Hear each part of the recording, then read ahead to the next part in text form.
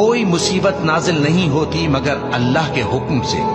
اور جو شخص اللہ پر ایمان لاتا ہے وہ اس کے دل کو ہدایت دیتا ہے، اور اللہ ہر چیز سے باخبر ہے۔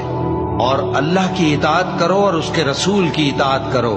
بس اگر تم منہ پھیر لوگے تو ہمارے پیغمبر کے ذمے تو صرف پیغام کا کھول کھول کر پہنچا دینا ہے۔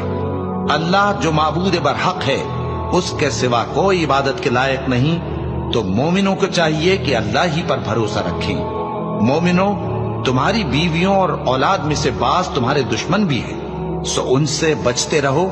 اور اگر معاف کر دو اور درگزر کرو اور بخش دو تو اللہ بھی بخشنے والا ہے، مہربان ہے۔